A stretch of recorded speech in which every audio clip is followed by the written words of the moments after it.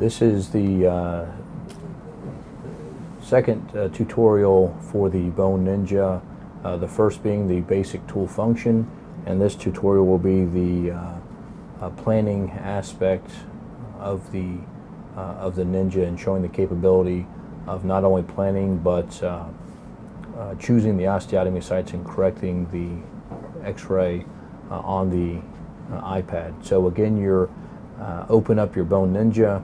You'll then see all the cases listed. I'm going to choose the assessment of limb alignment case number 3. This will show a multiple level deformity, and we will analyze this deformity, and then I will show you how you can choose your different osteotomy sites and the different strategies. First, we want to do an analysis. We'll open up our little analysis block, and the first thing that we're going to do is draw the joint orientation lines and then the mechanical axes of the limb. The joint orientation line, again, the proximal femur, drawing a point. And you can remember your undo tools, point to point.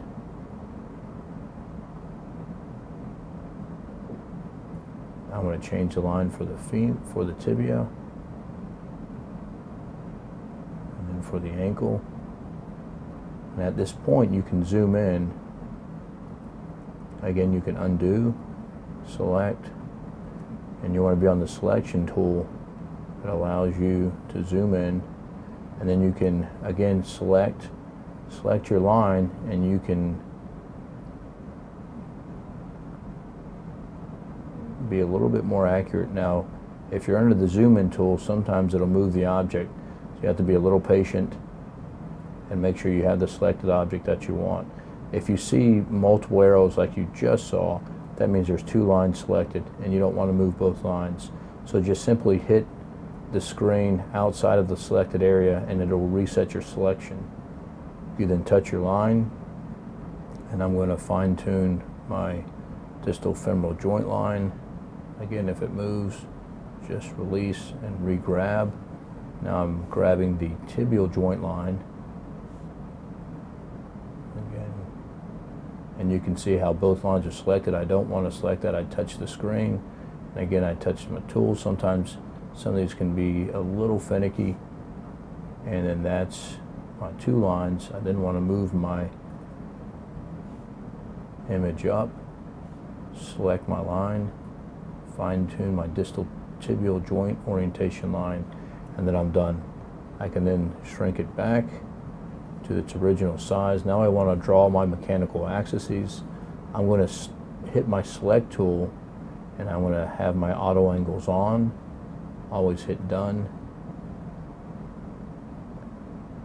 And the color of the lines are arbitrary. You can see that now multiple angles have appeared with the auto angles. Sometimes this can get confusing with multiple lines. You can then go back to your settings.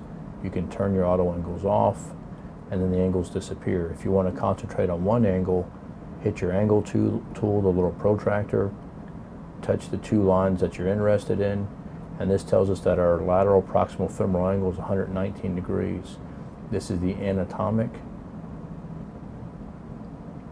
and you would come to, and you would select anatomic, and it's not medial, it's lateral, and this is the left.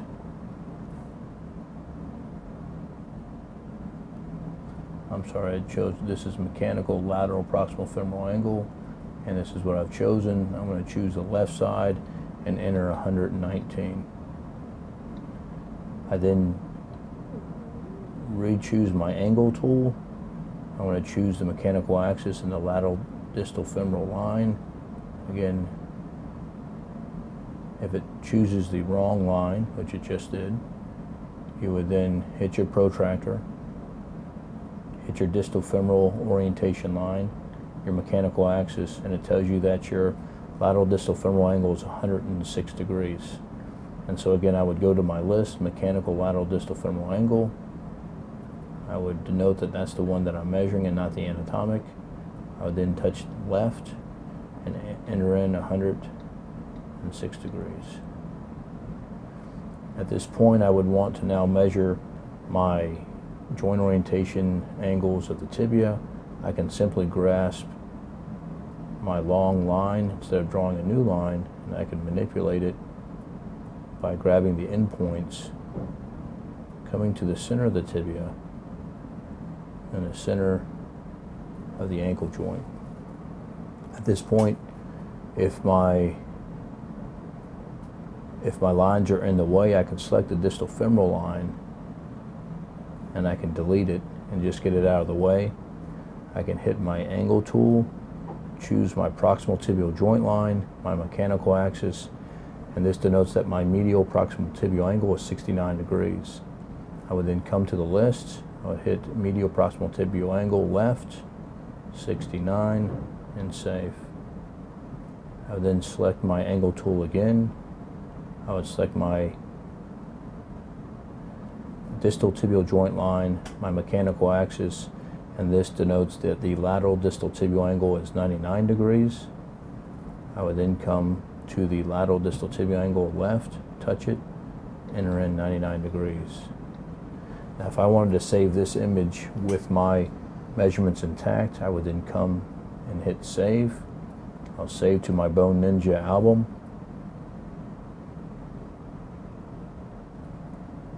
And then I have that saved before I continue to manipulate. I can then close my angles. I can always open them back up and they're still saved. And then I can reset my image. Again, I can open back up. If you reset your image, you'll lose your numbers. But I've had that saved in my album. If you wanted to just erase the lines, you would select all the lines and then select delete. Now if we're going to now find the apex of the deformity, at this point we've done our map ABCs. If you look, the map is the mechanical axis, which we obviously know is abnormal. We've analyzed our joint angles, which tells us that all 4 joint angles are abnormal and that there's a 4-level deformity. This is a very complicated deformity, but this will show you the power of the Bone Ninja and how to make multiple osteotomies and straighten the leg. I'm going to select the line I just drew, being my map or my MAD. I'm going to delete that. I've analyzed my joint angles, and now I want to find the apex of the deformity. We're now going into the ABCs, and the first is apex, and so we're going to use the 3-line method of the femur. And so the 3-line method consists,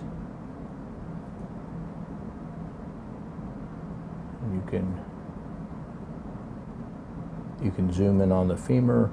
I'm then going to manipulate my first line, and this is going to be the anatomic axis of the proximal femur.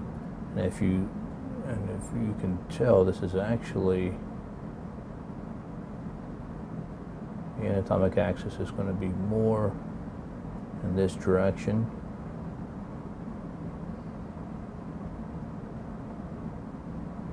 And then I'm going to transpose this anatomic axis to the center of the femoral head. I then want to draw a second line that's going to be 7 degrees off.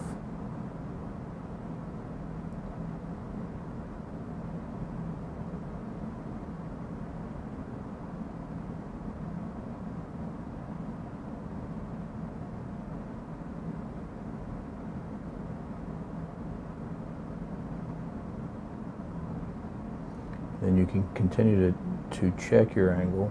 So now that's 7 degrees. You can also zoom by double tapping, as I just demonstrated. I am now going to grasp my 7-degree line, and I'm going to place it directly on the point of the center of the femoral head, and this denotes the axis of the proximal femur.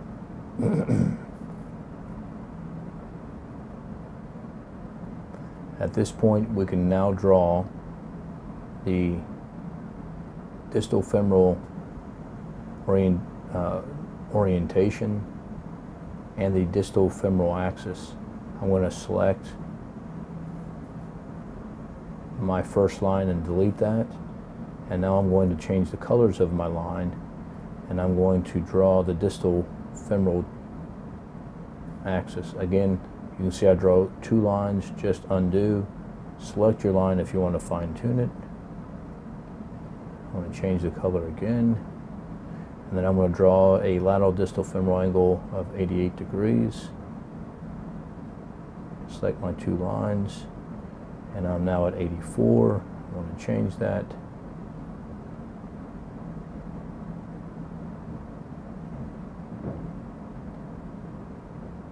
.88 degrees.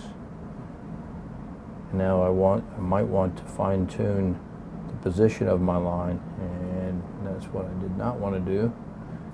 You want to grab the line in the center to be able to translate it right in the center of the distal femur. And then you want to measure, again, make sure I didn't change my angle, still 88 degrees. Go back to the original. And so with this deformity, we're able to get a corresponding, or actually with this double level deformity being a proximal femoral varus and a distal femoral varus, into one point of deformity or apex. And if this is an acceptable solution, then you can choose this as your apex. If you're going to use an external fixation device, this would be fine. If you're thinking of an intramedullary nail as a solution to this academic problem, then a double level osteotomy might be more appropriate, and I will show you how to delineate those 2 choices. So now at this point we want to look at our tibia and see where the deformity lies and where the apex of the tibia is. And we will also now concentrate on the tibial line. We can actually grab the distal femoral line and use that. And then we're going to draw a different color for the proximal tibial axis. And we want this to be, again, 88 degrees. Let's choose those 2 lines. That's 84. I want to increase the angle slightly. It's now 88 degrees. Again, I want to place it into the center of the tibia, and that is my tibial axis. And you can see that another way that we could have drawn this line is to extend the femoral line from that 88 degree distally into the proximal tibia. We then want to draw a mid-axis line. Let's see, we'll choose red.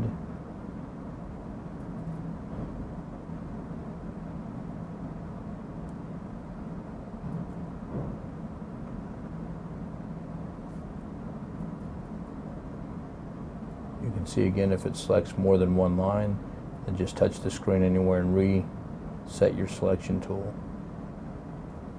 This shows us that our proximal tibial deformity, the apex, is at this intersection. If you want to measure the magnitude of your deformity, just simply hit the 2 lines, and it's a 23 degree varus deformity. At this point, we want to check our distal joint orientation line to see if there is a hidden deformity at the ankle. If we draw this line, we measure, is 95 degrees. Now clinically, you'd have to decide if 95 degrees was acceptable. If it was not acceptable, we would then find the apex of the distal deformity, and by doing this we will choose a separate color, and you want to draw a distal joint orientation line of 90 degrees. Measure between, again, the distal joint line and your green line. If it continues to choose 2 separate lines, you can zoom in a little bit more.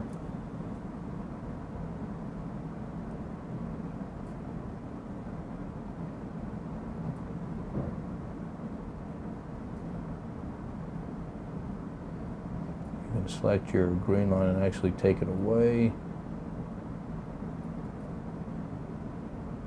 Sometimes when you get multiple lines, it starts to become a little problematic. And so that's 93. I want to make it 90.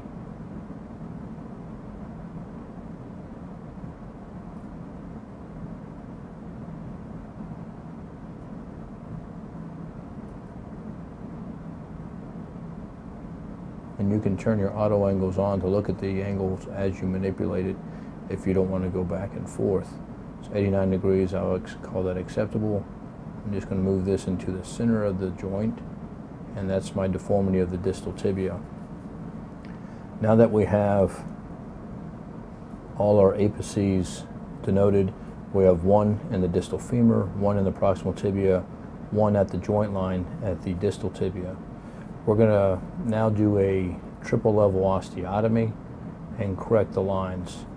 And so the next step is to choose your osteotomy sites. With the ABCs, you find your apex. Your bone cut level should be as close to your apex as possible, and then you perform your correction. With the apex at the distal tibia being in the ankle joint, you cannot cut through the ankle joint, so then we'll choose a reasonable level, a distal tibial osteotomy. And the standard function for the bone ninja is to work from distal to proximal with your osteotomies. So I chose my distal tibial osteotomy first. I then want to choose my proximal tibial osteotomy. I'm going right through my apex. Now the secret to this application is to grab a small portion of your distal selected area, and I'll show you why. And that's going to be, and again, if you're already in a tool and you select it and you don't like it, you can simply undo. I'm now going to choose my distal femoral osteotomy, again through the apex.